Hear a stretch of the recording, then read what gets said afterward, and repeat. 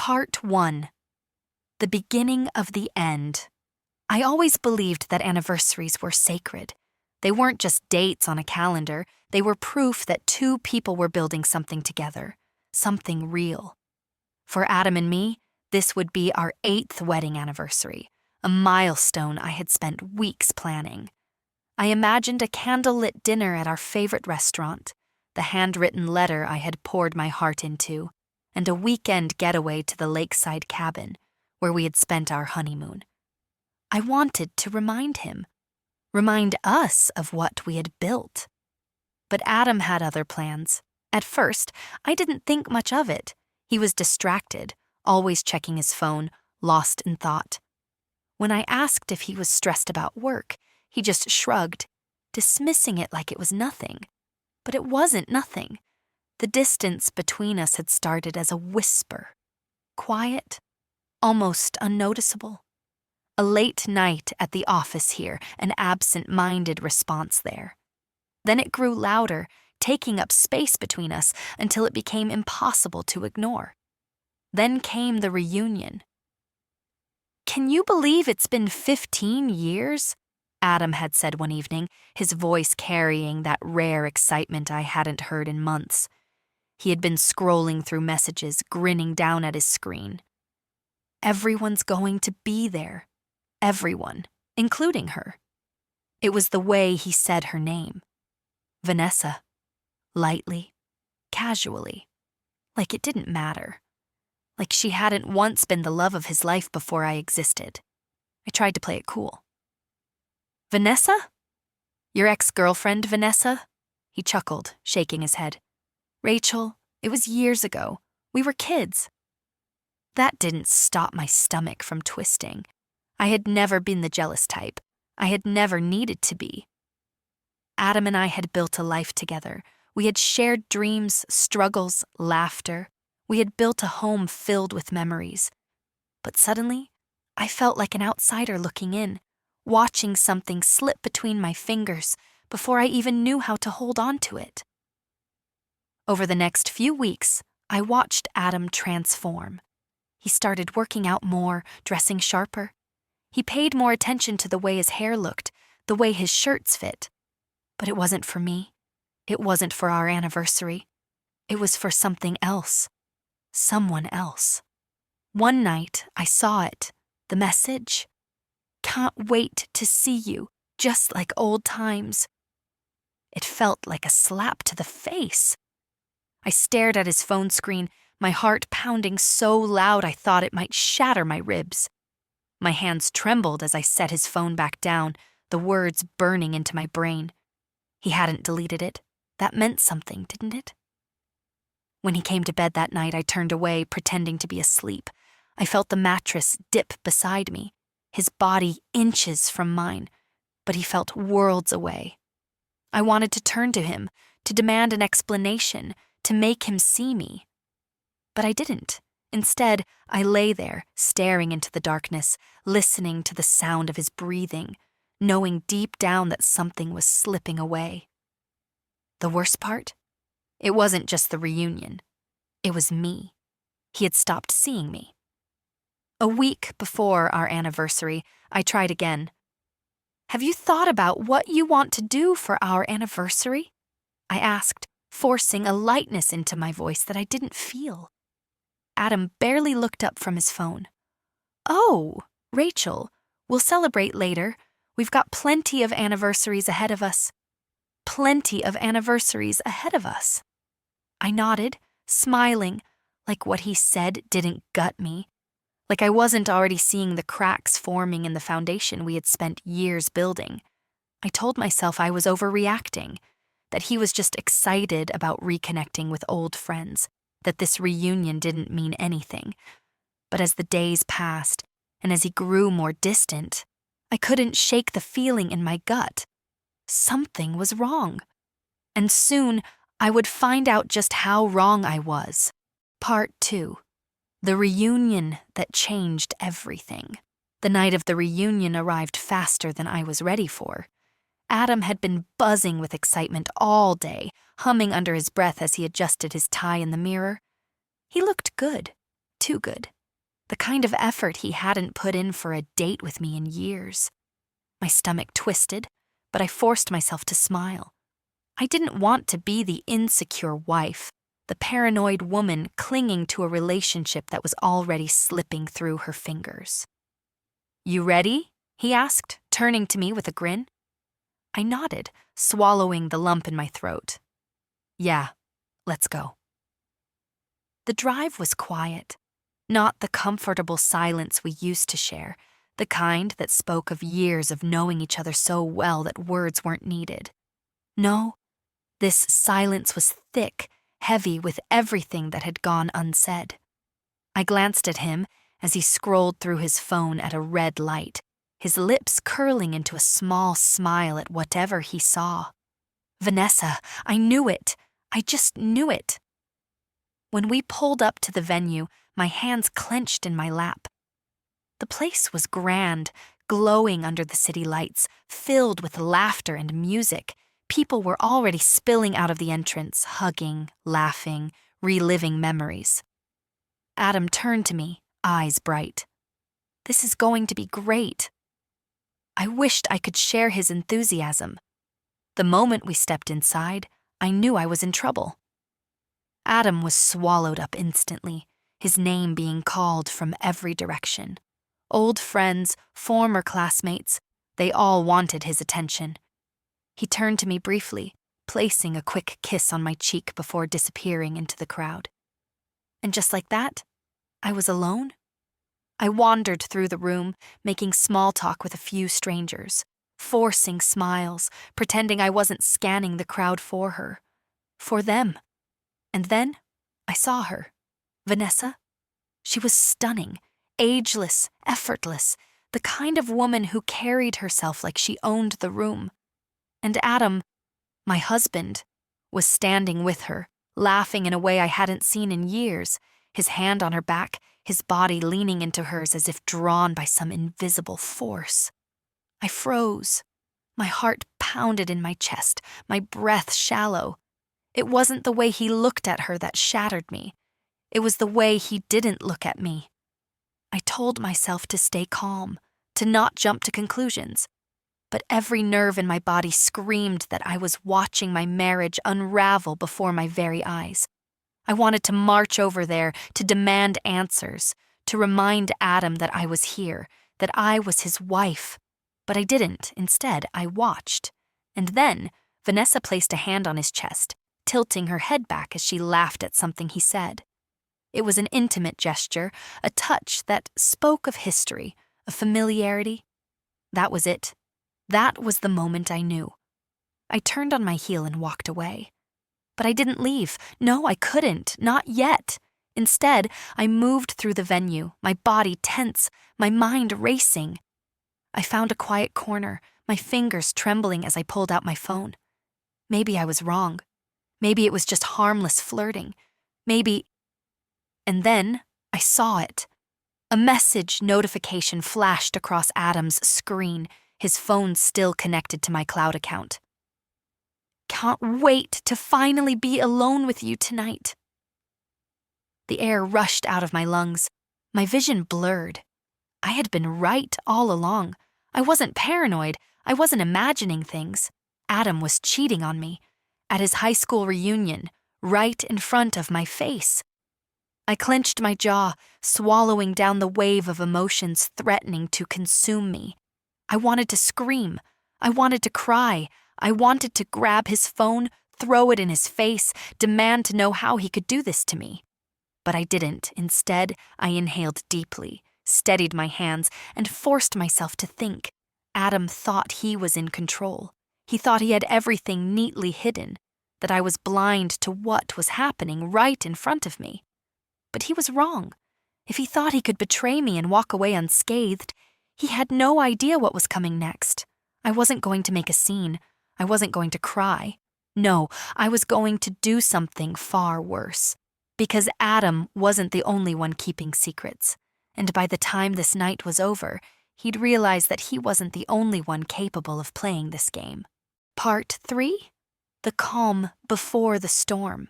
I didn't leave the reunion right away. No, that would have been too easy, too predictable. Instead, I stayed, watching, waiting, letting the anger simmer just beneath the surface. I wasn't going to be the woman who stormed out in tears, humiliated. I wasn't going to be the broken wife begging for an explanation. If Adam wanted to throw away everything we built for a night of nostalgia, he was going to feel the weight of that decision in ways he never expected.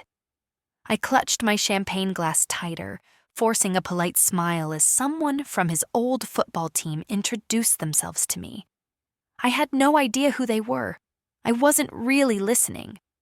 My mind was laser-focused on Adam and Vanessa, moving through the crowd like they were the stars of some untold love story. I turned slightly, watching as Adam leaned in closer to Vanessa, his hand brushing her lower back in that all-too-familiar way. My stomach churned, but I forced myself to breathe. Not yet. Then, as if the universe was testing me, Adam excused himself from Vanessa and started walking toward me. I braced myself. "There you are," he said, smiling as if everything was fine, as if he hadn't just spent the last hour wrapped around another woman like I didn't exist.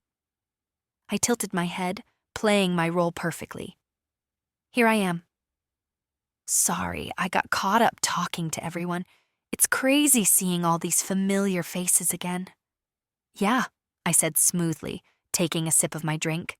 "It must be really special, reconnecting with old friends." His smile faltered for just a second.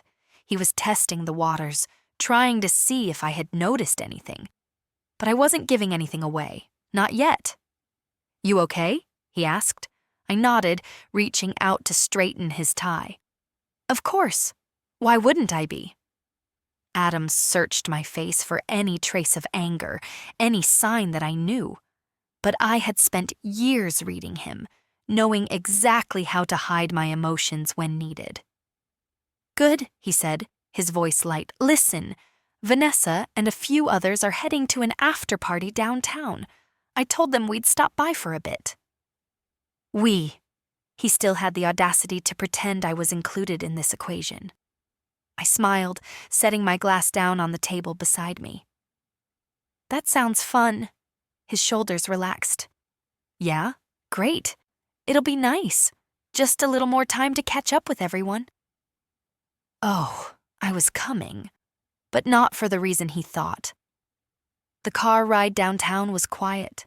I could tell Adam was lost in thought, his fingers tapping against the steering wheel, his mind already at the party, already with her. If he had any lingering guilt, he didn't show it. If he had any doubts, they weren't strong enough to stop him. I watched him as we pulled up to the sleek, dimly lit lounge. A private section had been reserved, filled with familiar faces from the reunion.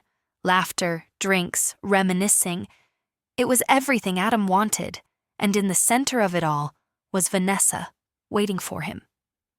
I held onto his arm as we walked inside, my grip tighter than necessary. He glanced at me briefly, probably wondering what had gotten into me. I just smiled, leaning in slightly. "Go ahead," I whispered. "I'll grab us drinks." He nodded, already distracted, already looking for her, and that was all I needed. I slipped away to a quieter corner of the lounge, pulling out my phone. It was time to set things in motion. A message here, a forwarded email there, a picture, a few words carefully chosen. Adam had spent weeks, maybe even months, thinking he was in control of this little affair, thinking he was untouchable. But what he didn't realize was that I had been paying attention. And before the night was over, his entire world was going to crumble at his feet. The first notification hit his phone just as Vanessa slid into the seat beside him, her fingers grazing his arm. I watched from a distance as his expression changed. Confusion, then panic, then barely masked horror. And that was just the beginning. Because Adam had no idea what was coming next. Part 4. The unraveling begins. I watched as Adam's phone vibrated in his hand. His easy confidence evaporated the second he saw the screen. His face twitched, his fingers tightening around the glass of whiskey he'd been nursing. Vanessa, still leaning into him, cocked her head in confusion. "What's wrong?" she asked, her voice laced with concern or curiosity. Adam didn't answer right away. His eyes flickered around the room, then landed on me. I lifted my champagne glass in a silent toast, a slow smirk curving my lips. His throat bobbed as he swallowed hard. He knew. I saw it click in his head, that tiny, frozen second where realization dawned. Whatever message he'd just received had been the first strike, the first crack in the glass house he'd built around his secrets. I stood up and took my time walking toward him, heels clicking against the polished floor.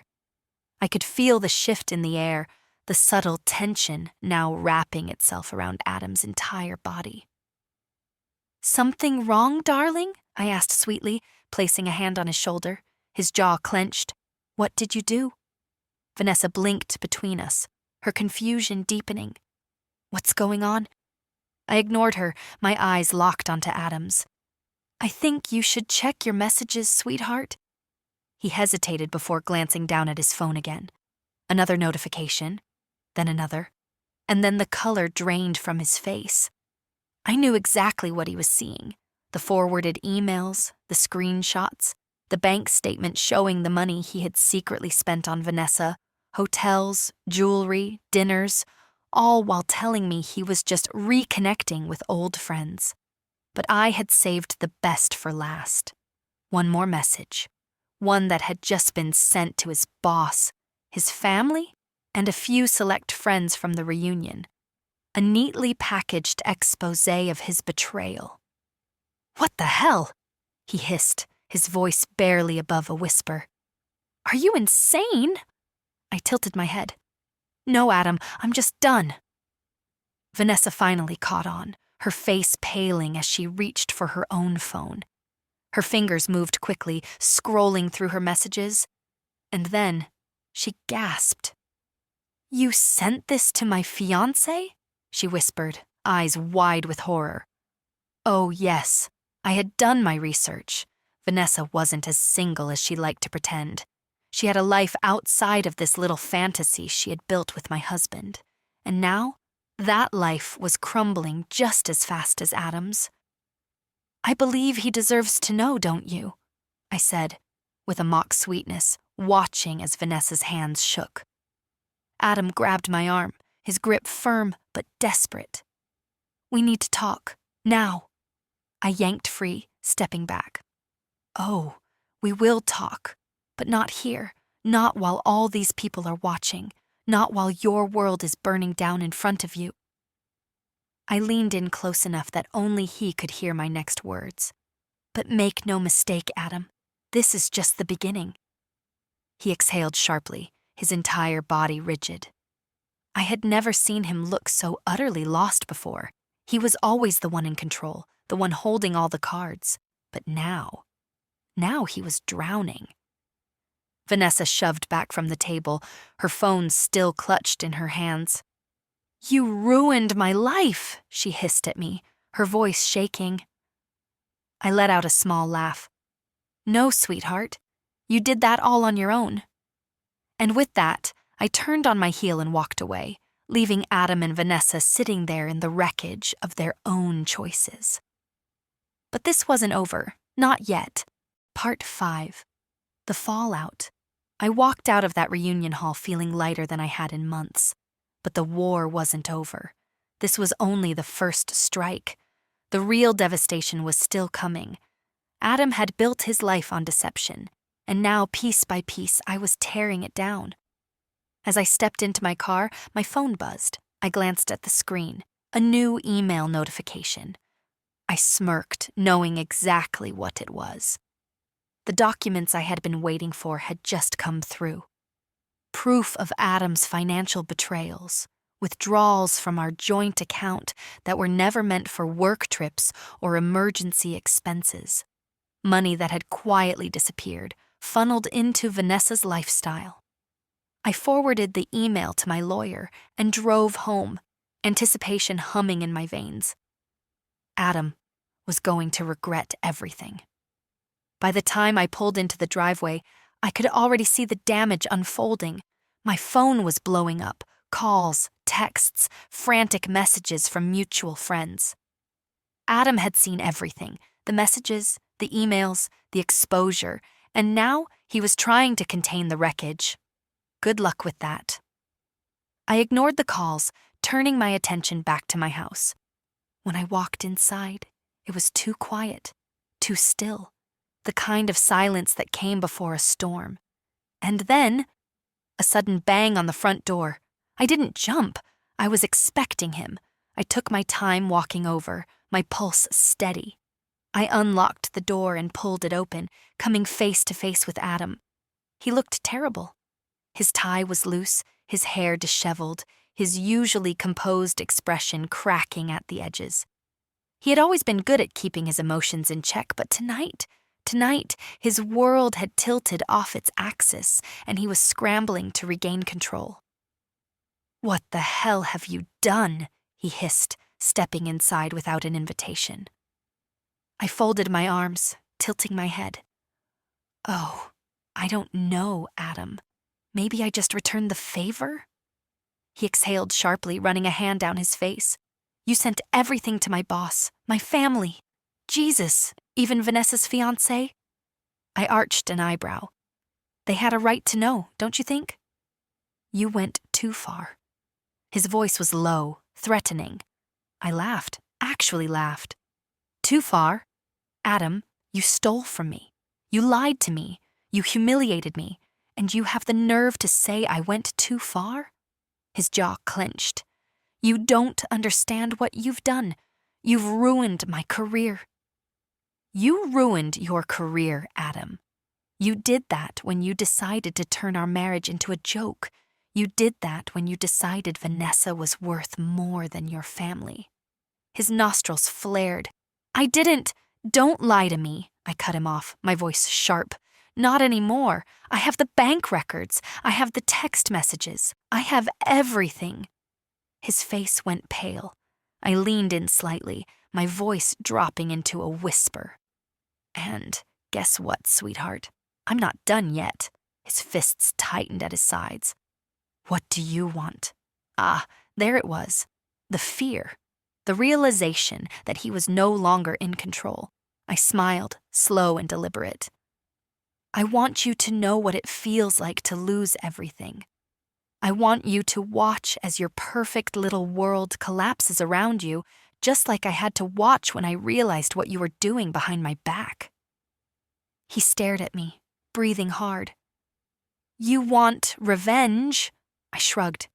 "I want justice. And trust me, Adam, I've only just started." His phone buzzed again. I saw his fingers twitch, the hesitation in his eyes before he pulled it out of his pocket. He glanced at the screen, and his expression darkened even further. "Let me guess," I mused, crossing my arms. "More fallout?" He swallowed, looking at me like he was seeing me for the first time, like he had never imagined that I would be the one to bring him to his knees. "You think you can destroy me?" he finally asked, voice hoarse. I stepped closer, holding his gaze, letting him see just how serious I was. "I already have." And then I shut the door in his face. Part 6. The breaking point. I stood at the door long after I had slammed it shut in Adam's face, listening to the sound of his retreating footsteps. My heart was pounding, but not from fear. No, that had burned away a long time ago. This was something else. This was victory, but victory comes at a cost. As I turned away, my eyes landed on the framed wedding photo still hanging in the hallway, the perfect illusion of a happy couple. I walked up to it, staring into the eyes of the woman I used to be, naive, trusting, completely unaware of the storm that had been brewing behind her back. I reached out, gripping the frame, and then, without hesitation, I ripped it off the wall and let it crash to the floor. The sound of shattering glass was almost cathartic. Adam was finally feeling the consequences of his actions. But I wasn't done yet. I sat down at the dining table, pulling out my laptop. There was still one final move left to make. I logged into my email, scanning through the countless messages from Adam's colleagues, Vanessa's fiancé, and even Adam's own family. The fallout was spreading like wildfire. Adam's boss had responded to my email first. Subject: immediate termination. Emma, after reviewing the documents you provided, we have launched a formal investigation into Adam's misconduct. Effective immediately, he is suspended from his position. We will be pursuing legal action for the misappropriation of funds. I read the words over and over, letting them sink in. Adam was finished, but the true icing on the cake, Vanessa's fiancé had responded too. Subject: thank you for telling me the truth. Emma, I can't thank you enough for reaching out to me. I had no idea Vanessa was cheating, and now I do. The wedding is off, and she's out of my life for good. If there's anything I can do to help you, please let me know. I smirked. Vanessa wasn't just losing Adam, she was losing everything she thought she had secured. I was about to close my laptop when another email popped up. From Adam, subject: we need to talk. I hesitated, then clicked. Emma, you've made your point, but you need to stop this now. You're destroying my life. I exhaled sharply, shaking my head. He still didn't get it. He still thought I was the problem, not the choices that led him here. Emma, please, meet me. Just once. Let's talk. I didn't owe him anything, but a part of me wanted to see the full extent of his downfall. I wanted to see him crumble in real time, so I typed back. Fine. One last conversation. Tomorrow, 8 p.m., you know where. I hit send. The final showdown. The next evening, I arrived at the place where it all began, our old favorite restaurant, the one where he had proposed to me years ago. I picked it on purpose. If he wanted to talk, he would have to sit in the ruins of the love he had destroyed. When I walked in, Adam was already there. He looked exhausted, disheveled, like a man who had spent the last 24 hours trying to claw his way out of quicksand. Emma, he started as I sat down across from him, his voice raw. You win, okay? I get it. I tilted my head, studying him. Do you? Because you don't seem to understand that this isn't a game. This is my life, my future. The one you tried to throw away. His hands curled into fists on the table. I made a mistake. I laughed, but there was no humor in it. A mistake? A mistake is forgetting to pick up milk from the store. What you did was a choice. He exhaled sharply, rubbing his temples. I've lost everything, my job, my reputation. Vanessa's fiancé is pressing charges against me for fraud. I don't even have anywhere to go. I arched an eyebrow. And what exactly do you want from me? Sympathy? He looked at me then, something desperate in his gaze. I want another chance. I almost choked on my water. You what? He leaned forward, voice pleading. Emma, I messed up. I was stupid. I was selfish. But it was never about her. It was never about Vanessa. It was about me feeling trapped, about needing something different. But I see it now. You're the one I should have chosen. I need you. I stared at him, utterly stunned. You need me? I repeated slowly. Adam, you had me, and you threw me away. His eyes glistened with something close to regret. Please, Emma, I can fix this. We can fix this. I love you. And there it was. The words I had waited so long to hear, but now they meant nothing. I leaned forward, lowering my voice. Do you know what the worst part of all of this is? I did love you, Adam, with everything I had. But now, I feel nothing. I stood up, reaching into my purse. I pulled out a neatly signed stack of papers and dropped them onto the table in front of him. What is this? He asked, dread creeping into his expression.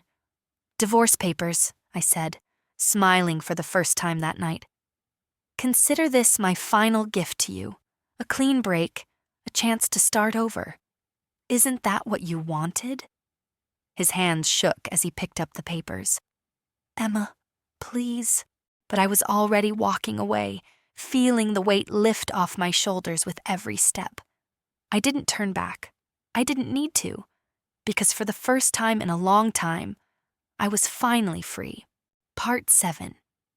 The final goodbye. I walked out of the restaurant that night without looking back, the divorce papers still sitting in front of Adam like a ticking time bomb. The night air was cool against my skin, but I felt nothing. No sadness, no regret, just an overwhelming sense of finality. This was the moment I had been waiting for, the one where I finally reclaimed my life. But as much as I wanted to believe it was over, I knew Adam wouldn't let it be that simple. I should have seen it coming.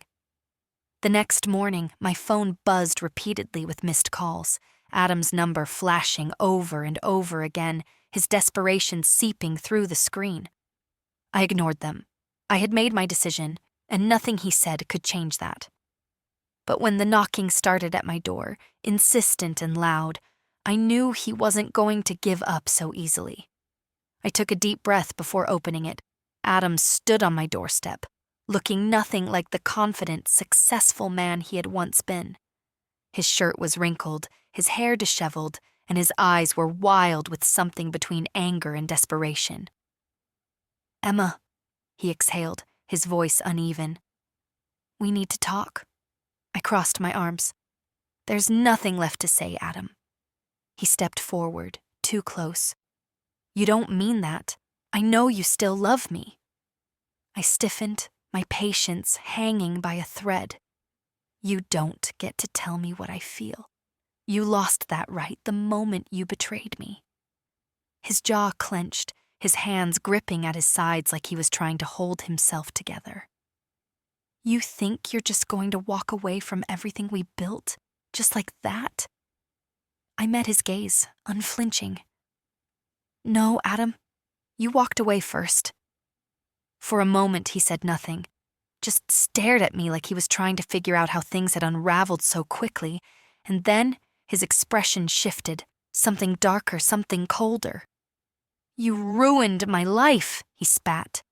"Do you even realize what you've done?" I let out a short, humorless laugh. "I ruined your life? No, Adam. You did that all on your own." His hands balled into fists. "You sent those emails to my boss. You made sure Vanessa's fiancé found out. You set me up." I tilted my head. "And what exactly did I do that wasn't the truth?" His nostrils flared, but he had no answer, because he knew, deep down, that every single thing I had done was simply exposing the lies he had built his life upon. "You don't get to walk away clean from this," he growled, stepping even closer. "You think you won, but you haven't. I will get back everything I lost. I'll rebuild. And when I do, you'll regret this." I shook my head, exhaling slowly. "You still don't get it, do you?" He frowned. "Get what?" I stepped forward, close enough that he could see the steadiness in my gaze, the certainty in my voice. "I don't care," I said softly. "About you, about your rebuilding, about whatever revenge you think you're going to get. I'm done, Adam. You don't exist in my world anymore." For the first time, real panic flickered across his face, like he had finally realized that he had lost all power over me, that no matter how much he lashed out, no matter how much he tried to intimidate me, I wasn't afraid of him anymore. He opened his mouth to say something, but I had already stepped back inside, and before he could take another breath, I slammed the door in his face. I didn't stand there listening. I didn't care if he stormed off in a rage or stood outside stewing in his own bitterness. I just walked away, feeling lighter than I had in years. It was over, for real this time. A new beginning. The next few weeks felt like waking up from a long, exhausting dream. I finalized the divorce, cut off every last connection to Adam, and started focusing on me. For the first time in years, I wasn't walking on eggshells, wasn't waiting for the next lie, the next betrayal. I was free, and the best part, I thrived without him. I moved into a new place, started a job I actually enjoyed, and surrounded myself with people who deserved my time and love.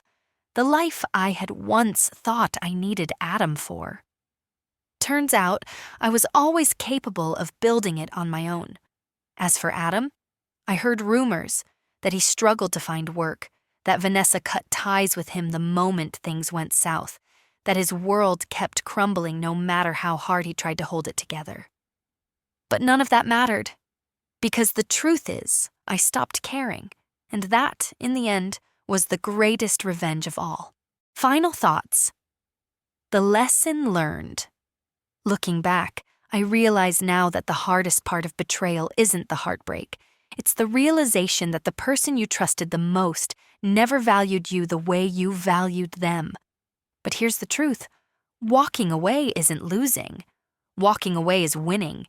It's reclaiming your power, your peace, and your future. If someone chooses to betray you, let them.